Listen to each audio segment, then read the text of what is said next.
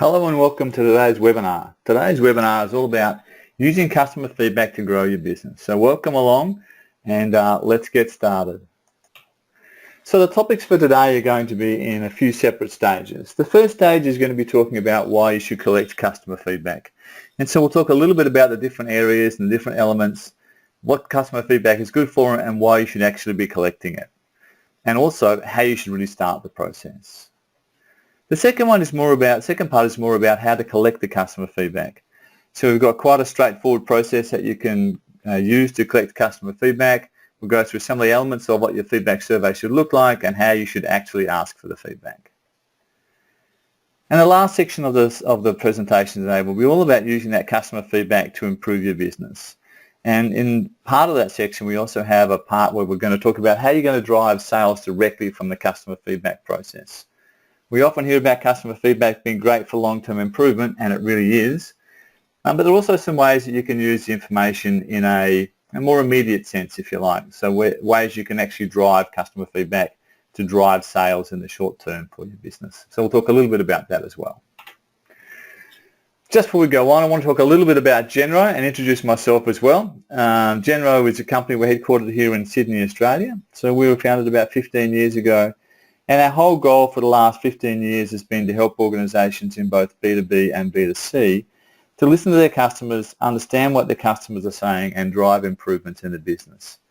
So for us, that really looks at three different areas. One of the areas is customer loyalty management, and that's not loyalty systems and point systems. That's actually managing customer loyalty. Another part of it is customer feedback services, and that also takes into account Net Promoter Score, of course. So this is understanding how to actually hear what customers are saying and what their thoughts are. And the last part of it is, the last two elements there are customer experience management. So of course, customer experience management is a big part of the process. Using customer feedback and Net Promoter Score are a way to help drive your customer experience. We also do some work around customer-focused culture change. So a quick introduction to myself. I'm a founder and owner of Genro. Have spent a lot of time in the customer feedback, Net Promoter Score and customer experience management spaces in the last 15 years. My customers include B2B and B2C organisations, and really interestingly quite a broad range of sizes, from quite small organisations to quite large and global organisations, also across multiple industries, finance, technology, banking, all sorts of different industries I've worked with. So I don't like to use the term thought leader very often, but I've also written an enormous number of posts around customer experience management and Net Promoter Score. Most of those are what we learn in our business and what we learn from customers as best practices and what we want to share with the broader community. So that's a little bit of information about me. Okay, so onto the presentation proper. So let's have a quick think about, or a quick chat about, the ways you can improve your business.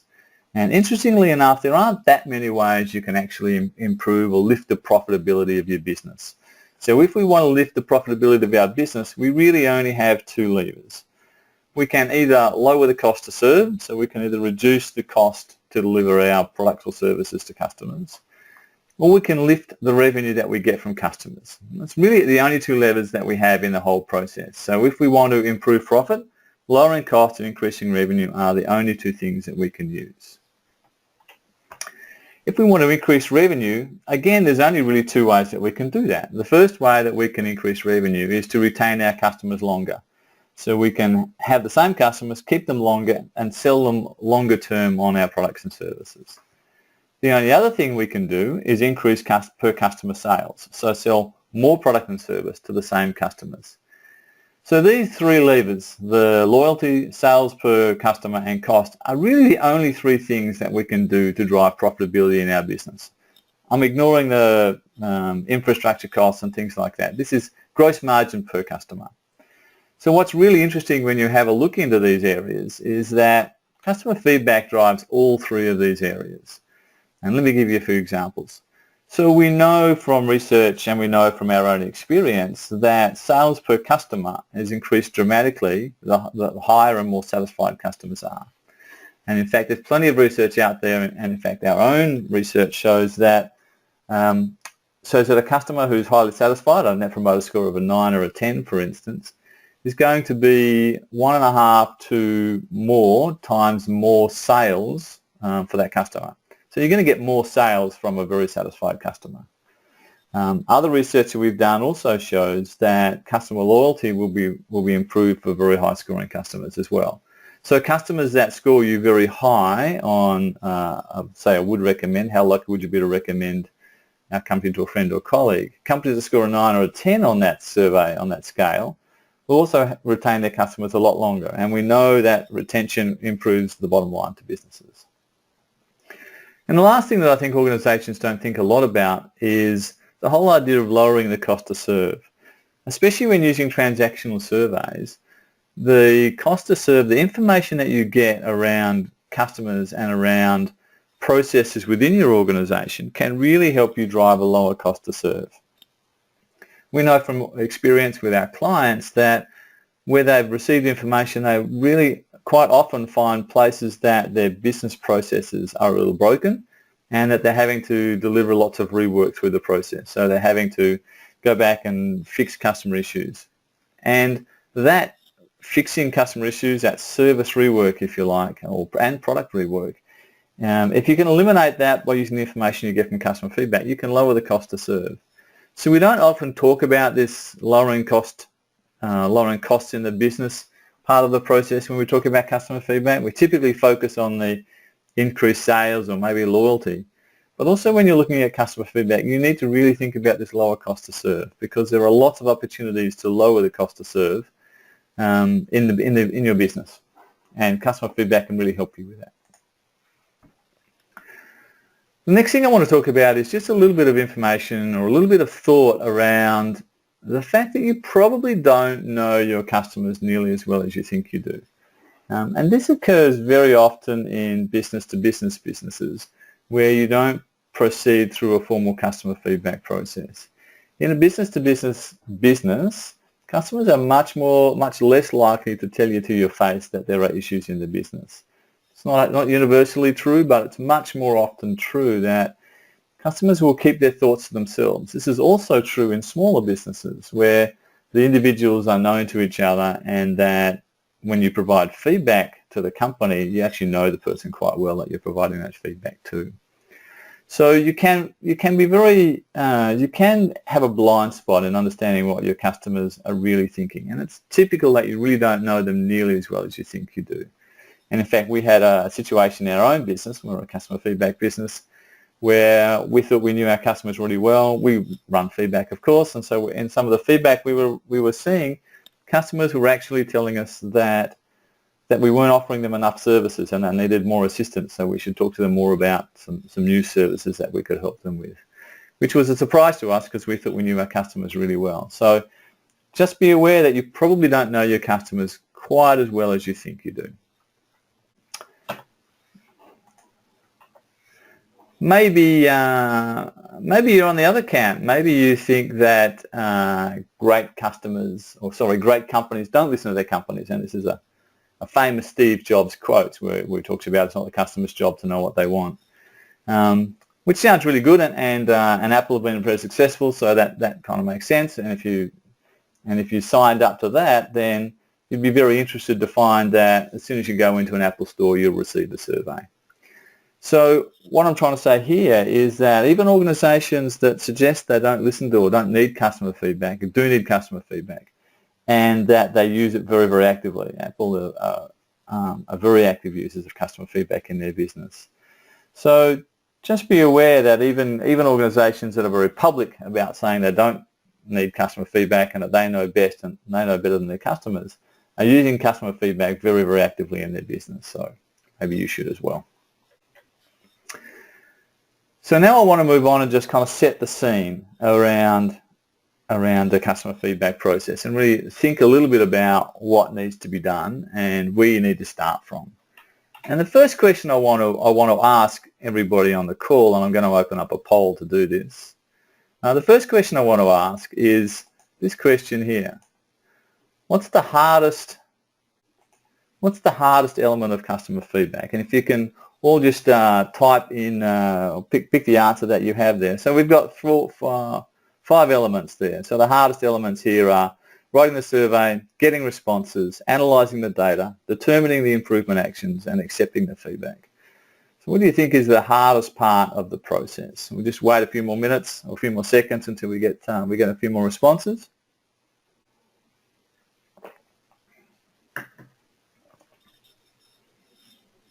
Just a couple more. Anybody else want to respond in?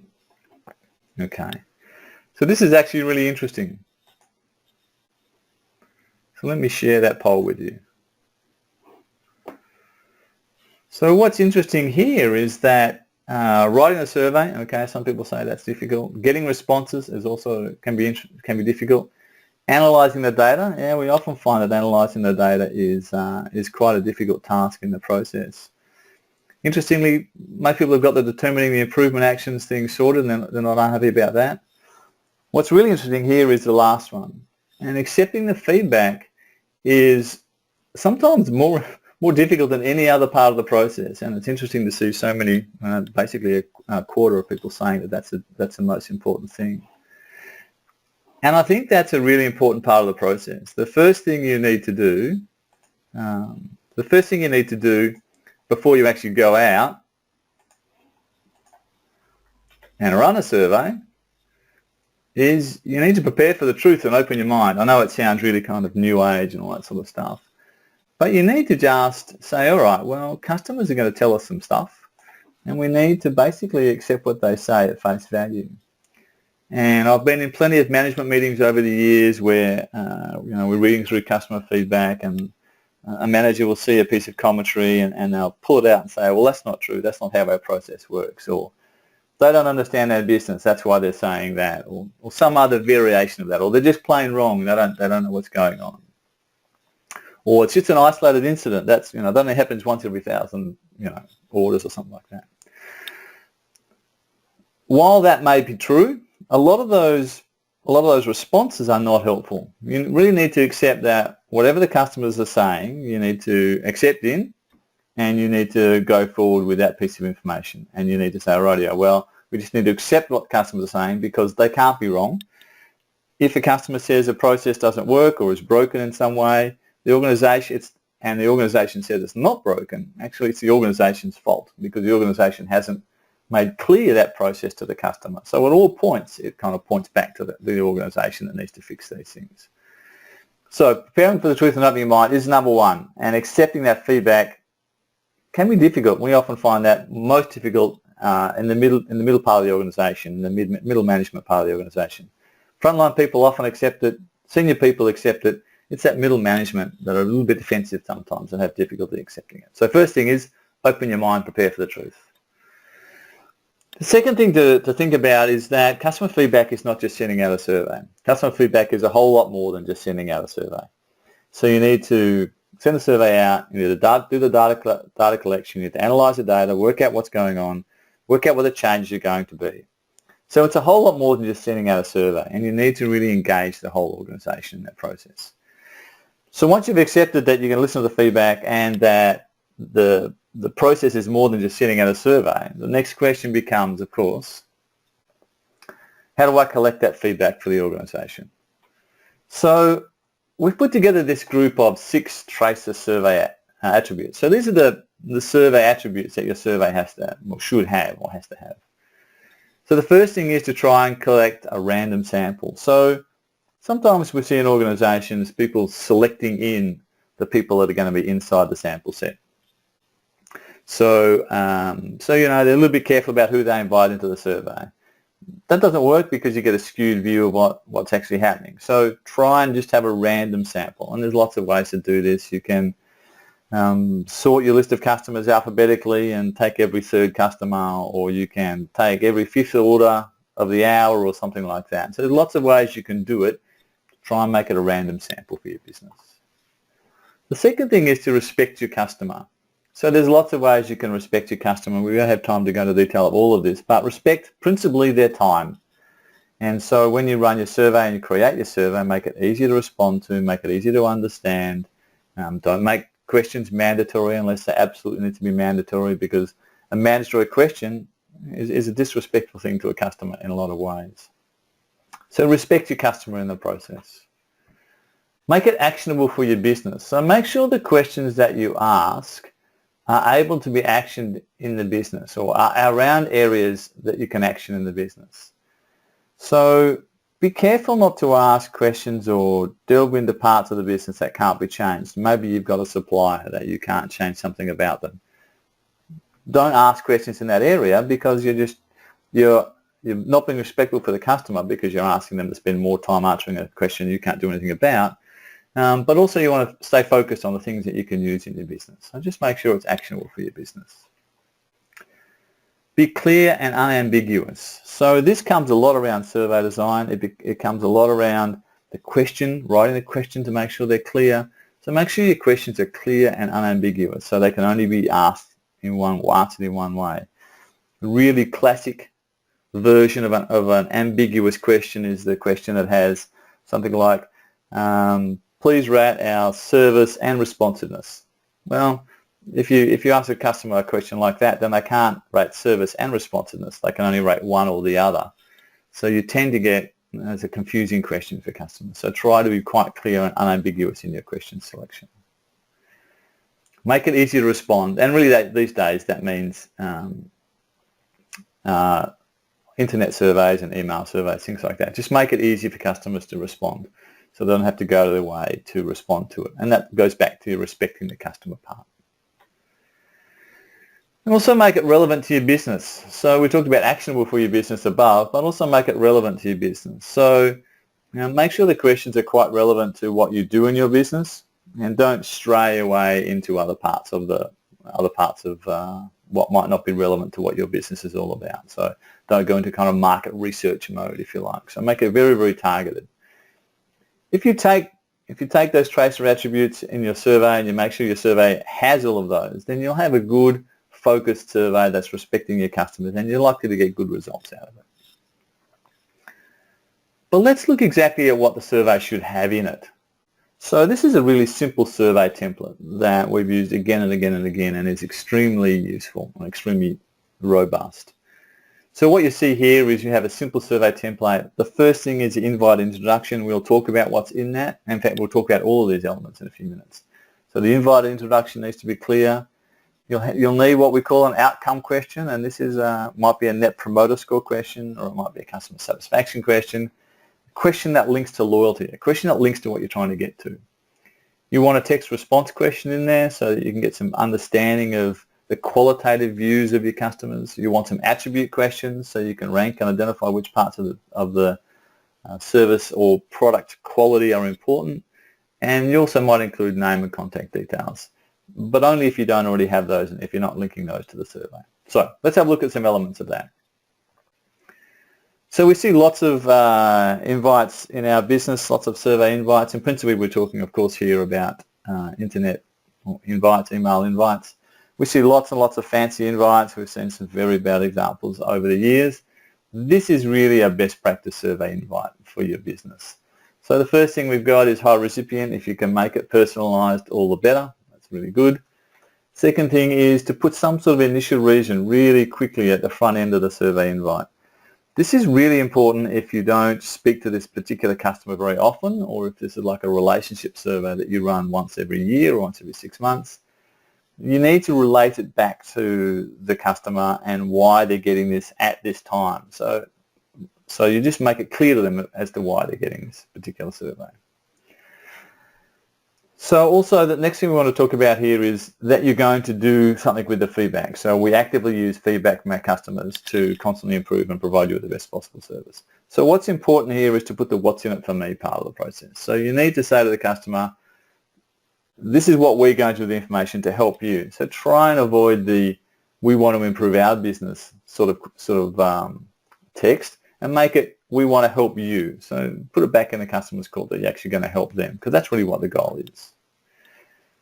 Put an estimate of how long the survey is going to complete. Don't fudge this. If you fudge this, then customers will get annoyed towards the end of the survey, or they'll bail out early, or it'll actually be a bad interaction for the customer. Remembering that this survey that you have is part of your sales and part of your service delivery to the customer. So if your survey experience doesn't deliver what you say it's going to deliver, then that's also quite, it reflects poorly on the organisation in that case. Make it really easy to start the survey, so a nice single call to action. Don't have a whole bunch of Facebook links and do this and check out a new promotion or stuff. There's just one action that you want the customer to achieve out of this invite. Click here to start the survey. You'll notice there it's not an image, it's a text link. With image blocking in lots of email clients, putting images in as your call to action can depress your response rate, so try not to do that. Also, especially in B2B, put a link to a real person with contact details. So if the customer has concerns, questions, issues around a particular invite or the survey, they can go back and talk to a real person. We always put this in our invites. Very rarely does it get used, but it makes the customer feel confident that they could use it if they needed to. Next one is a bit of a thank you. A thank you and a promise to do something with the information. So finally, thank you for providing your feedback. We appreciate the time you've taken. We'll actively use it to improve our service to you. So reinforce that what's in it for them and thank them, just as a respectful thing. Put a real person at the bottom. Try not to put the customer service department or the business improvement department. Put a human being's name with a real title, real contact details at the bottom.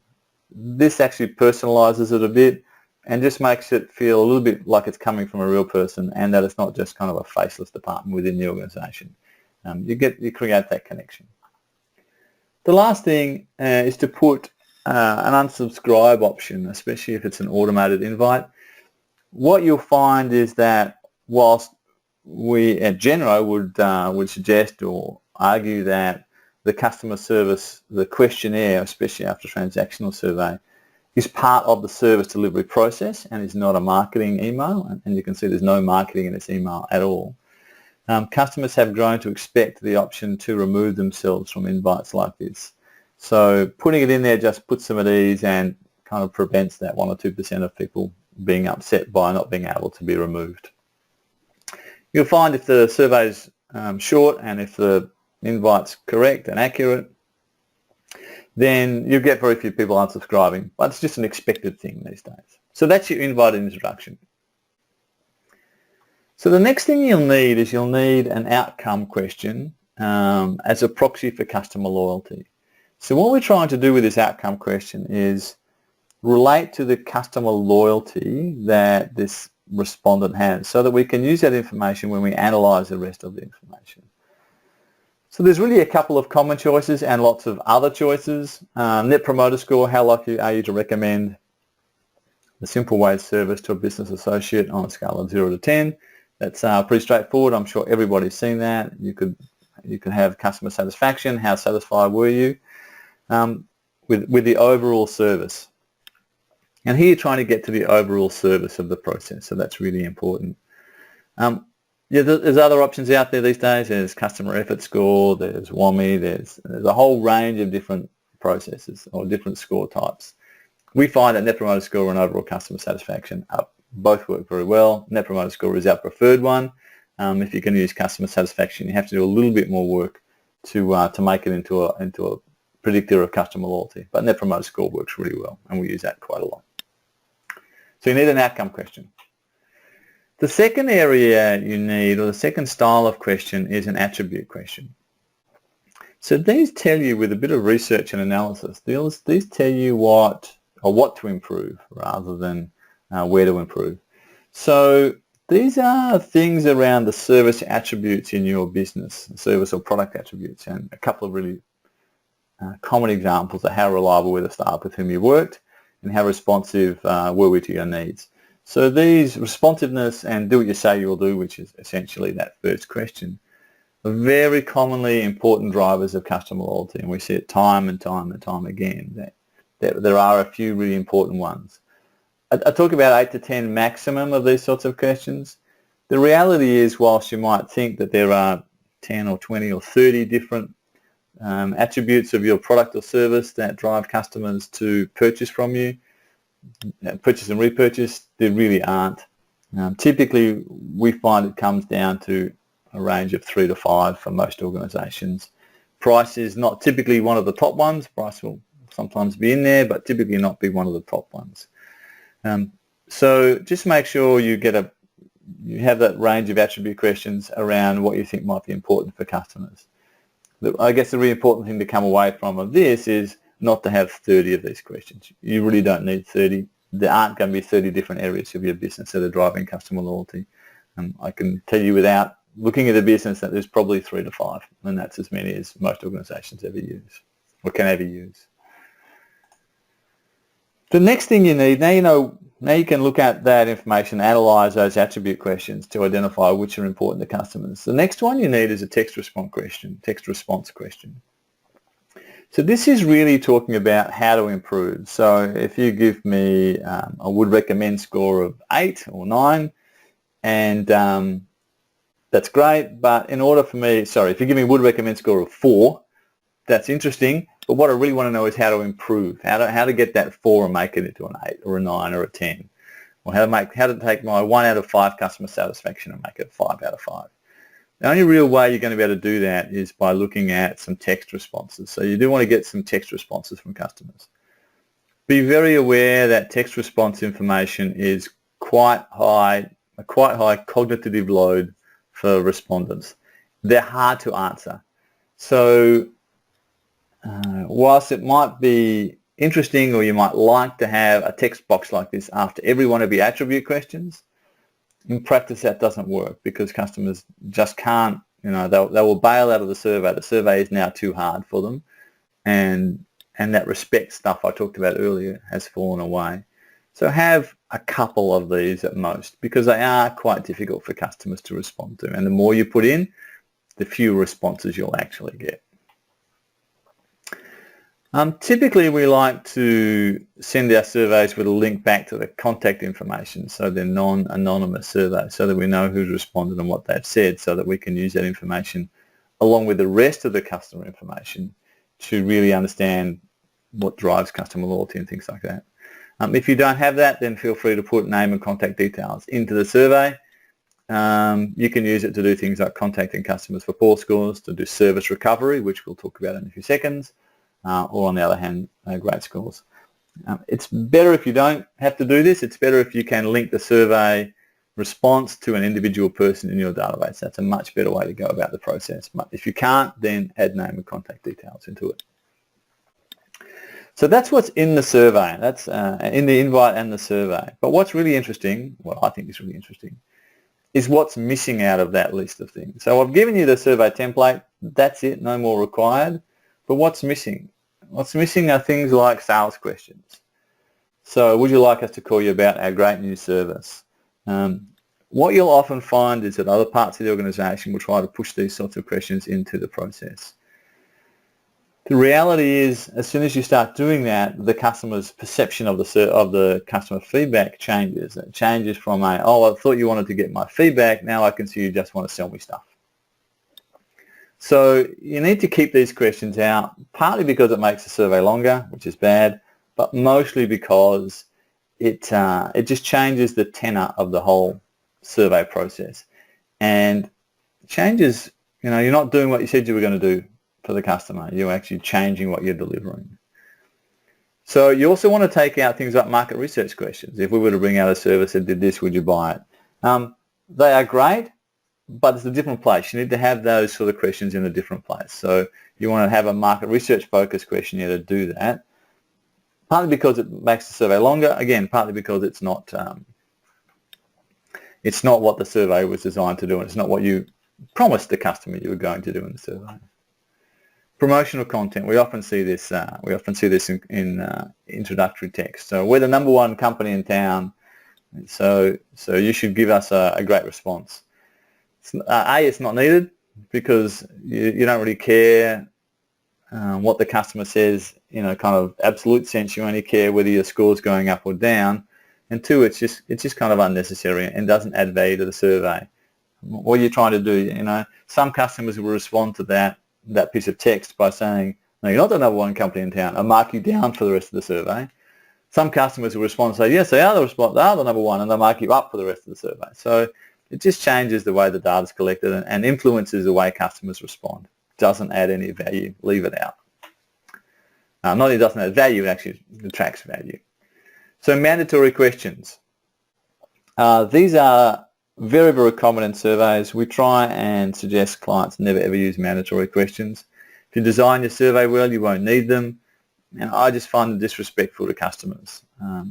And particularly if they're written badly, you can get false information into your survey. So try and resist the urge to make questions mandatory. Even if you're providing an incentive for a response, just don't do it. You'll just mess your data up. So mandatory questions aren't needed. So that's what's missing from the survey. So a lot of these things get pushed in by somebody in the organisation, somebody from marketing or sales wants to add some stuff in. Try and push back against all of that stuff. Okay? So that's what's missing. So, okay, so we've got our invite and we've got our survey. So how are we actually going to deliver this process? There are actually lots of survey companies out there. These are all online survey companies. Actually, there's fewer than they look because a lot of them have been bought by each other. So when you look at it, it's a little bit like soap powder. You know, there's only a couple of companies, but there's plenty of brands. SurveyMonkey's well known. Survey Gizmo is well known. Google's quite well known. So the kind of reality of a simple survey process like this is that a lot of these survey companies have extremely complex and sophisticated survey tools that you can use for all sorts of things, branching and 1,000 different survey questions and all those sorts of things. Typically, they're over functioned for a customer feedback survey. There are some critical things you need. Most of these tools will work for you. So just pick one that you like, one that you've used, one that you feel comfortable with, and go with it. They will all work for this sort of process. Okay, so now we've talked about the customer survey, why you need to do it, how you need to start the process, open your mind, and those sorts of things. Let's now talk a little bit about how to actually improve your business with using this customer feedback, because we've got the data in now. So, pretty simple things. Read the comments. We sometimes read customers give us feedback, or we hear feedback that people say, oh, there's too much information, I can't read it all, I can't analyse it, I don't have time to analyse the data. Couple of things. The customer comments are the heart of the process, and they're what you're doing the process for. So if you're not reading the comments, then is there a reason to do it? Is there a reason to run the process at all? Secondly, it's a respect thing. The customers spent time writing that comment out and essentially invested in your company. So you should be reading those comments. Another point, and we'll go through some of these in detail. Another one is service recovery. Service recovery is enormously important for organisations, and I'll talk about some of the value that you can get from service recovery in a few minutes. Chart the scores. So you want to put together some charts on this stuff and report it. The other thing is share it with all of your staff. Sometimes we see organisations that kind of view this customer feedback as super secret, that they can only share it with senior management or with particular parts of the organisation. We know from experience that sharing this information broadly and widely is the only way to be really useful, or really get this stuff working for the whole organisation. So be 100% transparent. That's the best way to go about it. Uncover root causes and fix. So understand what the information is saying and do something with it. Make a change in your business, and then kind of rinse and repeat. That's keep doing that process. So let's look at the read every comment point that I talked about earlier. Apart from the fact that it's a respectful thing to do for clients and that you understand the business, one of our customers has quite clearly said to us that one in 1,000 comments is a discontinuous innovation opportunity. Most customer feedback provides continuous improvement, essentially making small changes every day to improve the business and build up. And I like it, and that can be very, very powerful. And if you think of an example of kind of continuous improvement like that, if you think about the Model T Ford and what that looked like, and the Formula One car of today, those are basically the same product. They have an engine, 4 wheels, a steering wheel, a throttle, brakes. They're basically the same thing.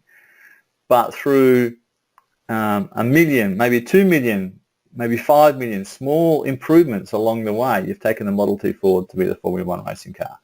So don't discount the continuous improvement process because it's enormously valuable. But there's this idea of discontinuous innovation. This is the, hey, we never thought of that. It's a brand new product that we could sell. So there's some stuff to be done, or there's some opportunities in your business that customers will be telling you about. So read them if only to find that 1 in 1,000 discontinuous innovation opportunities. There's another reason to read the comments is quite often there are actions that need to be taken in those comments. Very, very commonly we see customers saying, please give us a proposal to do X or Y in the customer feedback, or I want to buy more of this, where do I do that? So there are real kind of direct sales opportunities that can be taken. So there are 5% with actions that need to be taken. So that's the other reason, because if you don't take those actions, then customers will see that you're not listening to the feedback and not doing anything with it. Okay, the next point is around service recovery. Now, I've talked about service recovery in our business with our clients for many years.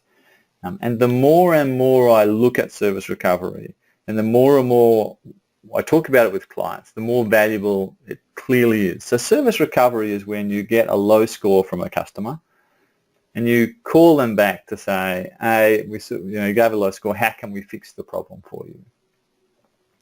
Enormously valuable because customers will remember it. It's very easy to take like a 0 on the would recommend scale and turn it into a 10 quite easily with service recovery. And there's a thing called the service recovery paradox. It says customers that are saved are actually more loyal than customers that never had an issue in the first place. So it's enormously valuable for organizations to do this. And it takes some work and it takes some effort. But you can generate, for instance, for those of you who know about Net Promoter Score, so a quick service recovery can lift your Net Promoter Score by 11 points just by doing service recovery, not by doing any other changes in your business. Now, of course, you want to use the feedback from the service recovery to improve the business so you don't continue to have that service recovery issue, but it's a really good way to lift your Net Promoter Score and lift your business. The other thing is it actually saves customers and gets them to spend more. And this is a chart that came out just very recently, actually. And it's a little bit difficult to interpret, but what it's saying is on the left, you see customers that have a poor service recovery experience.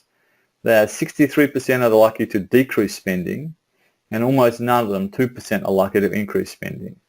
So if you got a 1 after a bad experience and they were never service recovered, or they didn't respond, you don't respond well to that poor experience, then you're likely to lose that customer at least a little bit. You're more than likely to lose some of their business. On the converse side, if you run that service recovery process really well and you have a very good service recovery in response to a bad experience, very few customers are likely to reduce their services or their business with you, so less than a half of the ones that would have left before. But even better, 30% are likely to increase spending with you. So service recovery is really a valuable part of the business, and we've talked to customers who've done the maths, and it's very clear. And they've done 50-50 holdouts where they've not service recovered part of the business and service recovered another part of the business, and they can see simple and vast differences between the two. So there's real value in service recovery, and it is a positive return on investment in and of itself. So if you just do service recovery, it's positive. Okay, so the next thing to talk about, so that was service recovery. The next thing to talk about is reporting. So one of the important things to think about when you're looking at using information is not to get too concerned about short-term changes in scores. So scores go up by a little bit or down by a little bit. Don't track like day-to-day or month-to-month. Look more at the trends on your scores. This will prevent you making errors of seeing changes that actually aren't real. They're just statistical aberration, and we've got a whole webinar on how to report on this stuff, and all that talks all about sample sizes and also NPS reporting. But just be very careful about looking at small changes in scores, because the trend is more important than one lift or one drop in 1 month. Okay, so let's look at some secrets to success around customer feedback process. And this comes from research we did from successful and unsuccessful organizations. So number one, engage all staff. So the more people you engage in the process, the better, the more successful you will be. This is not a marketing job or a sales job or an operations job or a customer service job. Everybody needs to be engaged in this process. If you engage your staff, you will be more successful. If you implement service recovery, you will be more successful. So just make sure that you're doing that service recovery piece. Make sure that customer feedback is on meeting agendas in lots of different places, not just on the executive team meeting agenda, but put it on team agendas and all sorts of agendas through the organisation. All of the regular updates that you go on with, make sure it's on all of those different agendas. If you put it there, people will talk about it. Make sure that you report at least every month. So you can report more often if you like, but make sure you report on customer feedback at least every month. Our research shows a real peak with organisations that are reporting every month. They have much better outcomes than organisations reporting quarterly or anything like that. Dig in and understand what drives customer loyalty. So take that customer feedback and understand what drives that loyalty. Work out what the drivers of your Net Promoter Score or customer satisfaction score are. That's really important, so you know what the levers are. Even if you just provide that information to staff, that's really valuable for them. Find and apply quality system methods. So Lean, Six Sigma, TQM, Toyota Production System, these are all quality system methodologies. And what we've found is that those methodologies are extraordinarily valuable when you apply them to customer feedback.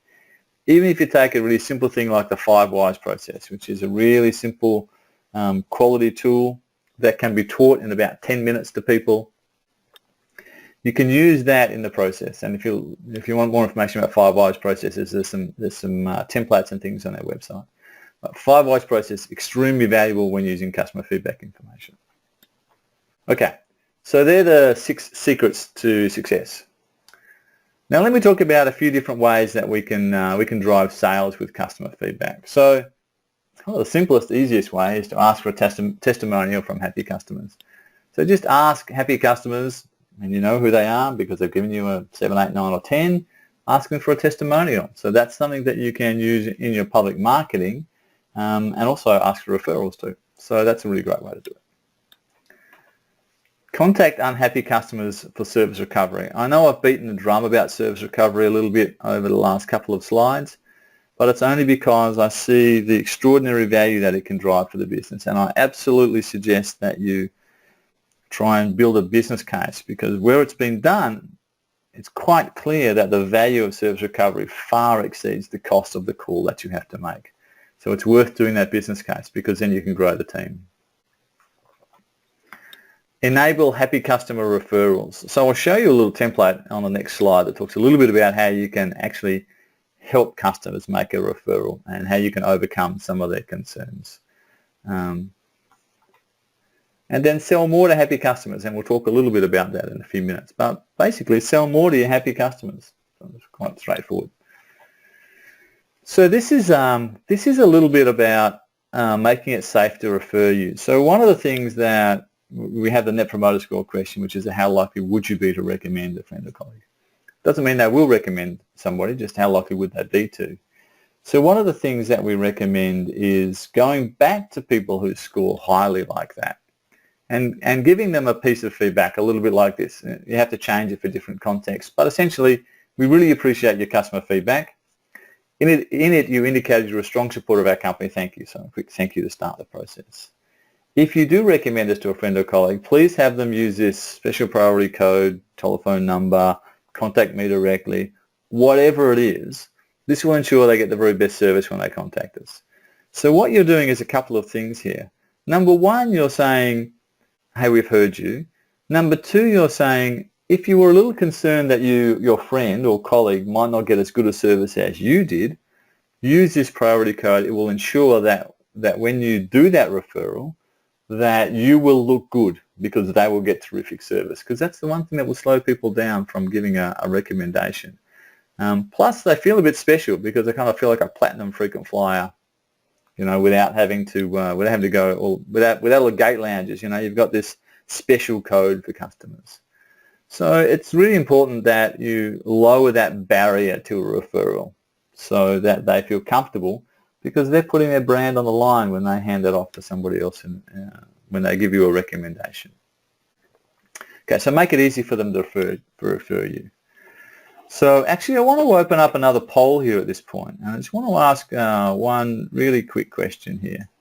And the question is, how much would you pay me per contact to accurately segment your customers by upsell potential? And I'll just load that up there.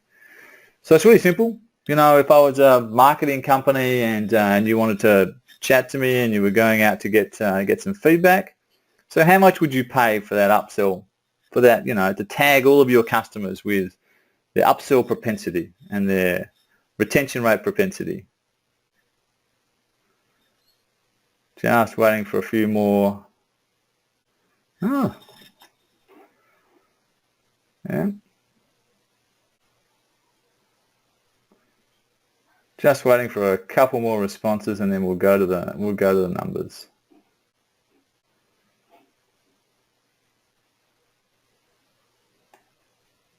Okay. So let me share the outcome of that poll.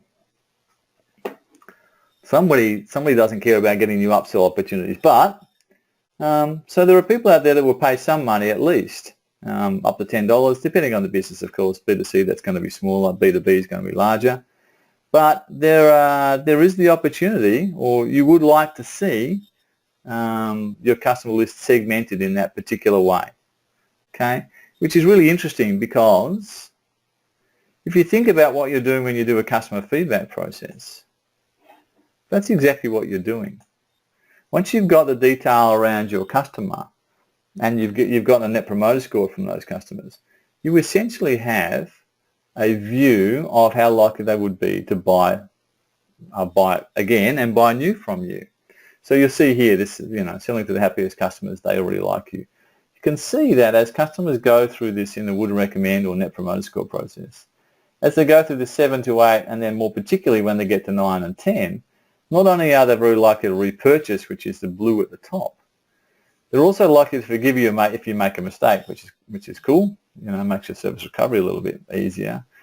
But most importantly, they're the most likely people to buy a new offering when it's announced. So if you have new ideas, new products, new thoughts that you want to deliver into the market, then going to your 9s and 10s can be a really valuable way to do that. And you will sell more to those people. Typically we find promoters worth 1.5 times as much as a detractor, and that's kind of a minimum, 1.5 to 4 times as much as a detractor. So your Net Promoter process, even your customer feedback process, is actually segmenting your customers into people who are likely to buy more and people who aren't likely to buy more. So you can focus your marketing around those promoters. Really simple stuff. So this is the way you can really use the information to drive feedback, or to drive sales in your organization. So we have an organization here that they're a retail organization. They actually sent out an email to their customers based on the Net Promoter Score they provided, and it was an interesting email. So there was an offer for them, and there was an offer for their friends. So they could use one of the coupons that they were provided, and but their friends could use one of their coupons as well, or use one of the coupons. So they couldn't use both. They could only use the one for themselves. So in this process, they got 10% new customers, and you can see the click-through rate for the promoters was extraordinary compared to the neutrals. They didn't actually have detractors in this set. They only had neutrals versus promoters. So you can see the click-through for their promoters was extraordinary, very, very high.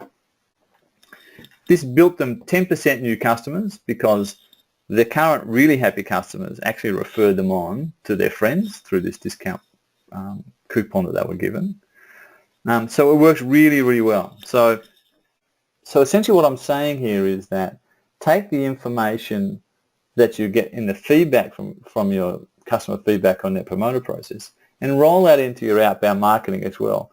Be aware of what that means, and that the fact that you've essentially tagged customers by propensity to buy, very, very clearly by propensity to buy.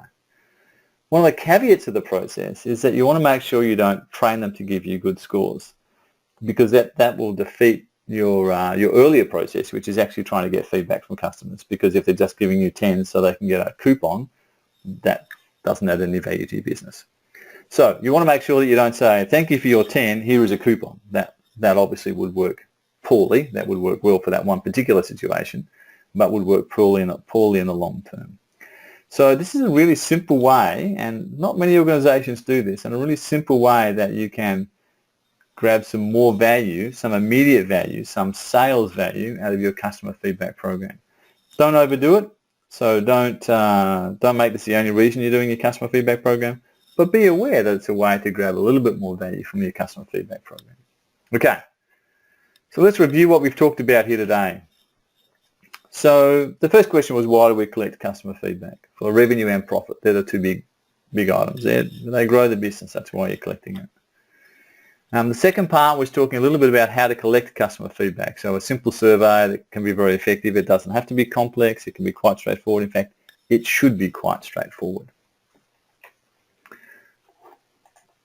And then the last thing was actually how to use your customer feedback to improve the business. So you want to do the continuous improvement piece. Service recovery is an immediate piece of value for almost every business that does it. Just work out how you can get that service recovery process working. I know it can be difficult in different organizations sometimes. It is absolutely worth it if you do it. And I recommend that you try and compartmentalize it so that you can show a lift in value for contacted and non-contacted customers. So hold half of your customers out of the service recovery process and then see what it looks like in 6 months' time and what their spend has been versus the people that have been in the service recovery program. You can also use it to directly drive sales, and I showed you a couple of ways to do that. Making referrals easier, targeting some of your marketing based on that and knowing that you can drive sales through that way, giving them opportunities, bring them into early parts of the program, early parts of new product launches and things like that. So there's some really simple ways to drive sales. Okay. One of the things that I noticed when I was looking through the questions that came through when people registered for this particular webinar was that there was lots of questions around customer retention, around conversion rates on response rates on surveys. So we actually have a separate site called CX Tribe. It's a customer feedback and experience online training courses and resources. So it's really helping people with their CX process. How to analyze feedback, how to link to Net Promoter, what's the best practice for publishing small sample sizes, a whole bunch of different questions that we answer there.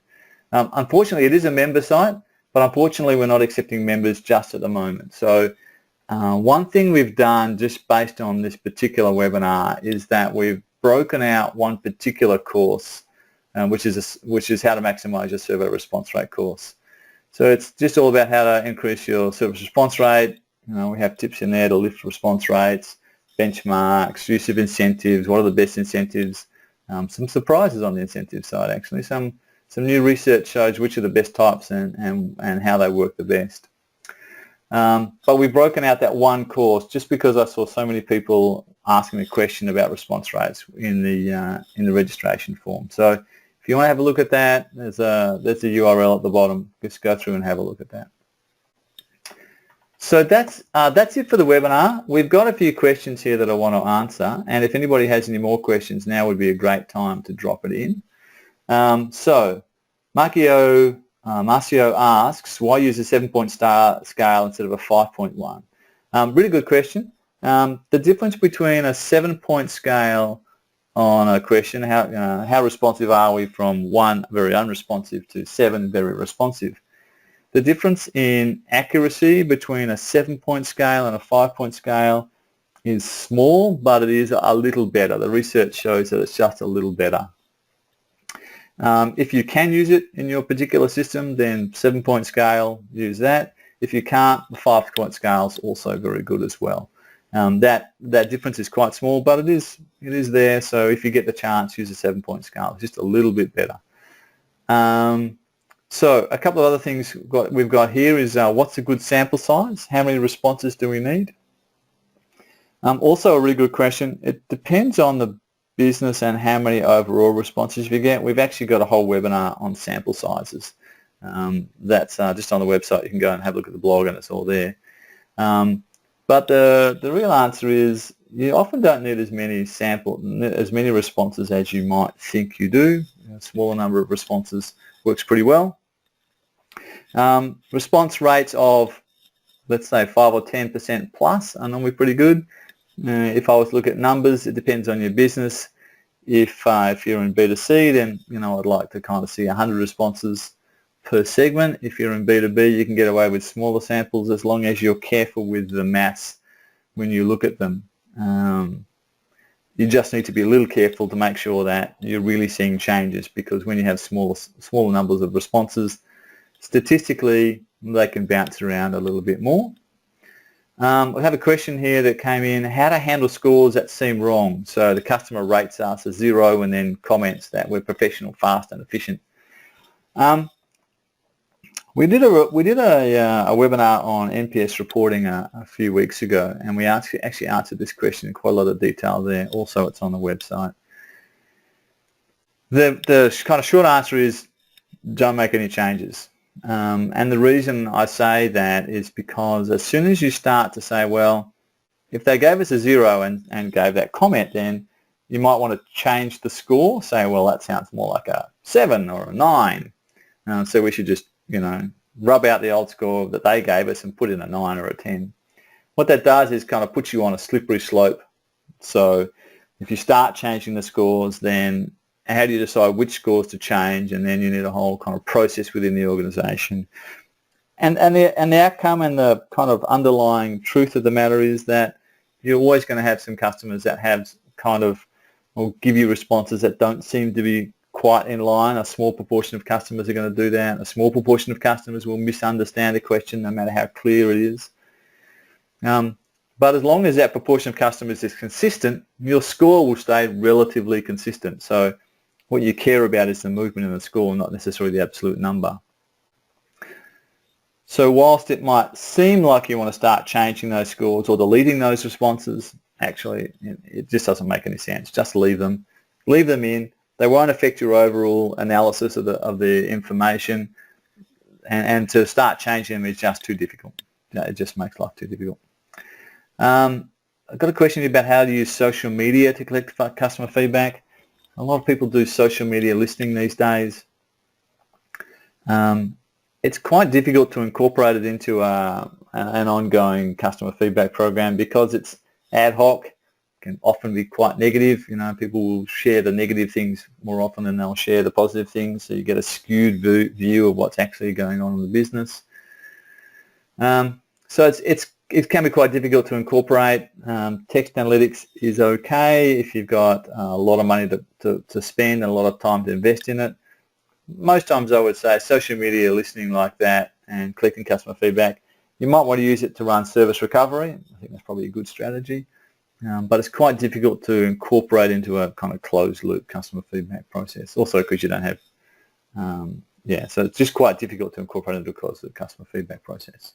I'm a bit conscious of the time. We're just coming up to the top of the hour, so I promised an hour, so we'll finish on the hour. So a couple of things will happen after the webinar comes out. We will send a recording off to people, so there'll be a recording coming out after this. That'll probably come out probably Monday, Tuesday next week.